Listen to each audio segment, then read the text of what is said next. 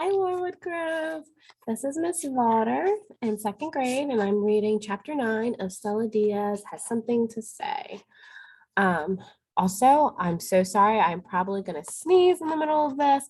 My allergies have just been attacking me like crazy, but that's the beauty of spring. So enjoy.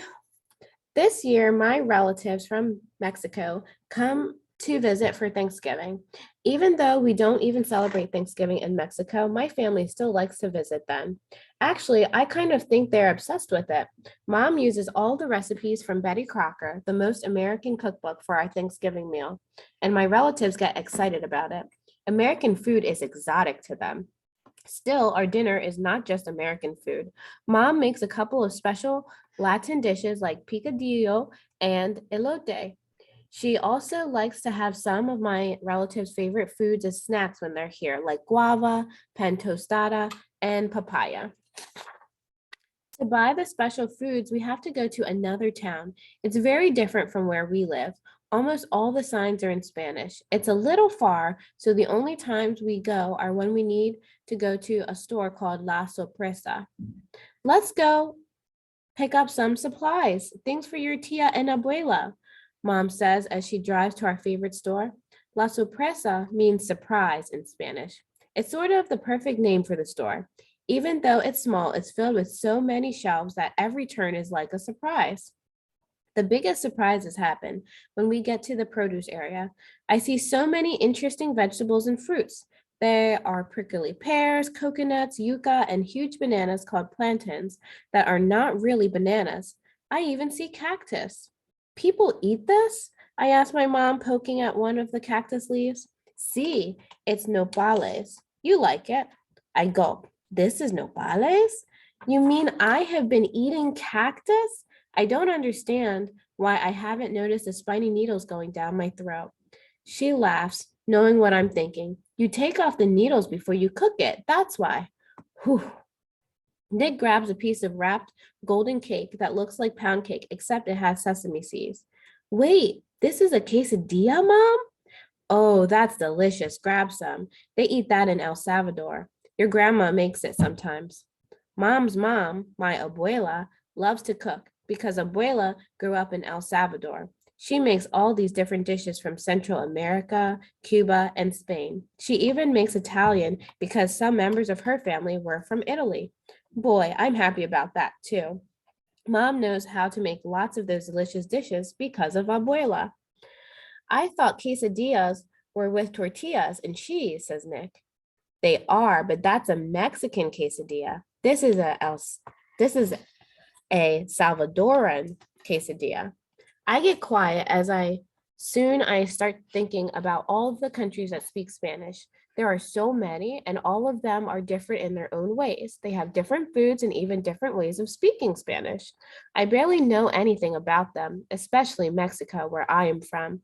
Then I realized that as much as I think I might fit in better in Mexico than in the United States, I really wouldn't. I know only a handful of things about Mexico from my family, definitely not enough to make me feel like I fit in. The truth is, we don't go back to Mexico City too often because it's very expensive to get there. I do know that Mexico City used to be the world's largest city. When I close my eyes and picture it in my head, it makes Chicago seem small. Mom used to say that when Nick first got to Chicago, he would say everything was flat and empty. He later changed his mind after we drove through Iowa. Mom, tell me about Mexico City again, I asked, wanting to picture where we came from. Mexico City is a valley surrounded by two volcanoes. One volcano is called Popocatépetl. The other is it's Chuatil. According to Aztecs, Iztaccíhuatl is a princess and Popocatépetl is the warrior who protects her.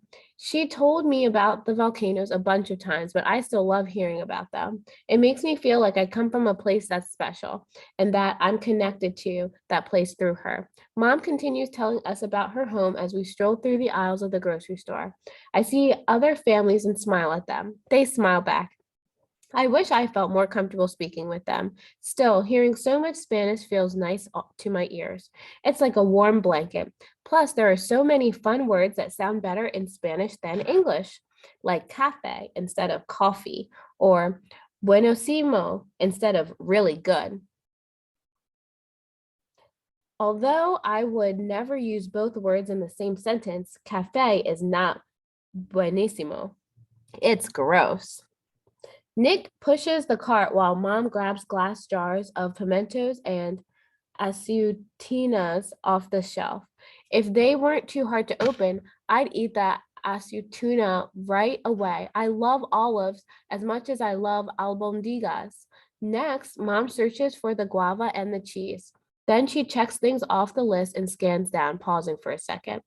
Your abuela loves matrimonios when we play cards. Mom's face lit up as she said abuelo. Mom is very close to her dad. When my parents divorced, he stayed with us for a month. He even walked me to school every day. He is also the only person I try to speak Spanish with other than mom. That's because he lets me talk really, really slowly and takes the time to listen to me. He's so nice that I don't even mind when he laughs at me for saying the words wrong or not rolling my R's. Mom reviews her list one last time. We almost forgot the frijoles, she says, pushing the cart back toward the aisle with the canned beans. As mom searches for frijoles, I see a girl my age talking to her abuelo in Spanish. For a moment, I feel a little jealous. My jealousy is quickly replaced with a sinking feeling in my stomach. I realize that my relatives are going to be here tomorrow. I cross my fingers and hope that I'll wake up knowing more Spanish. Thank you again for listening. I hope you guys have a great night. I absolutely have been loving this book because I relate to it so much.